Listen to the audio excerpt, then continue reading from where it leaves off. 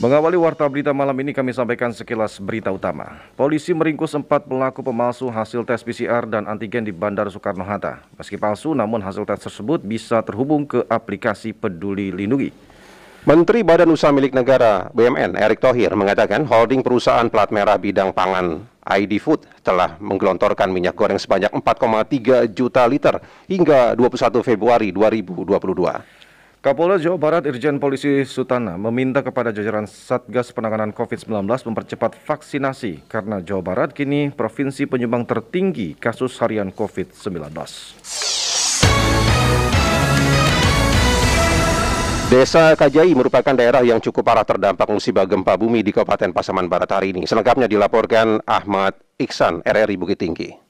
Jangan terpancing oleh isu yang menyesatkan, dirujuk ke RSUD Pasaman Barat dan juga ke RSCRC Pasaman Barat. Badan Meteorologi, Klimatologi, dan Geofisika BMKG Stasiun Meteorologi Padang Panjang minta masyarakat tidak terpengaruh dengan isu menyesatkan berkaitan dengan gempa bumi yang terjadi di wilayah Kabupaten Pasaman Barat hari ini. Hal demikian disampaikan melalui Kepala Seksi Observasi dan Data Informasi BMKG Stasiun Padang Panjang, Hamdi, kepada RRI hari ini. Dikatakan pihaknya minta masyarakat untuk menindaklanjuti informasi dan perkembangannya ke instansi terkait seperti BMKG dan BPBD. BMKG Stasiun Meteorologi Padang Panjang akui beberapa bulan belakangan memang tercatat cukup banyak adanya gempa bumi yang terjadi di wilayah Pasaman Barat, namun yang dirasakan kemungkinan tidak beberapa kali. Disebutkan pihaknya menerima informasi bahwa goncangan gempa bumi yang berpusat di wilayah Kabupaten Pasaman Barat ini juga dirasakan warga Pekanbaru, Provinsi Riau. Kalau beberapa bulan belakangan ini udah banyak, Pak. Cuman mungkin yang dirasakan mungkin tidak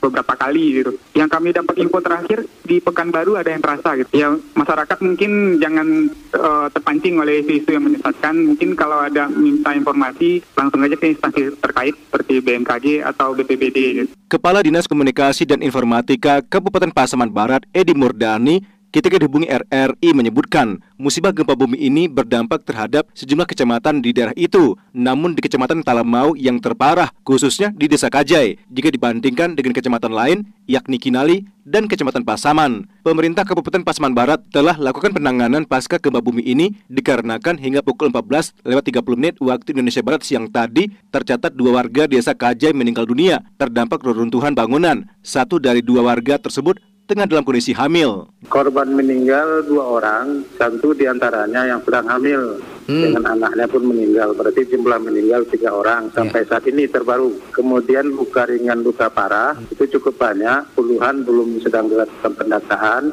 Mana yang berat telah dievakuasi atau diteruskan dirujuk ke RSUD Pasaman Barat dan juga ke RSCRC Pasaman Barat. Dari informasi yang diterima langsung RRI dari salah seorang warga Desa Kajai bahwa hingga siang tadi sinyal telekomunikasi mengalami gangguan, termasuk arus listrik PLN juga terputus. Warga yang terdampak musibah gempa bumi mendirikan tenda atau posko di kawasan tempat tinggalnya. Mereka membutuhkan logistik seperti tenda, tikar, selimut, makanan, minuman, air bersih, dan perlengkapan penting lainnya. Dari Bukit Tinggi, Sumatera Barat, Ahmad Iksan melaporkan.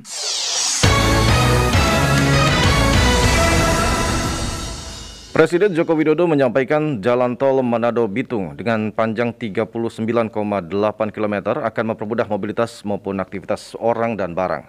Dengan adanya jalan tersebut, Kepala Negara berharap akan tumbuh sektor perekonomian baru yang dapat semakin meningkatkan perekonomian masyarakat wilayah sekitar. Laporan selengkapnya disampaikan Pradipta Rahadi. Dengan mengucap Bismillahirrahmanirrahim, pada sore hari ini saya resmikan jalan tol Manado-Bitung ruas. Presiden Joko Widodo meresmikan pembangunan Jalan Tol Manado-Bitung di Kota Bitung, Sulawesi Utara pada hari ini. Jalan Tol Manado-Bitung seksi Danau Wudu Bitung sepanjang 13,5 km telah selesai pembangunannya. Kepala Negara beserta rombongan juga berkesempatan langsung menggunakan Jalan Tol Manado-Bitung setelah melanjutkan rangkaian kunjungan kerja di Kota Palu, Sulawesi Tengah. Saat peresmian, Presiden Jokowi menyampaikan Jalan Tol Manado-Bitung dengan panjang 39,8 km akan mempermudah mobilitas maupun aktivitas orang dan barang. Dengan adanya jalan tersebut, Kepala Negara berharap akan tumbuh sektor perekonomian baru yang dapat semakin meningkatkan perekonomian masyarakat wilayah sekitar.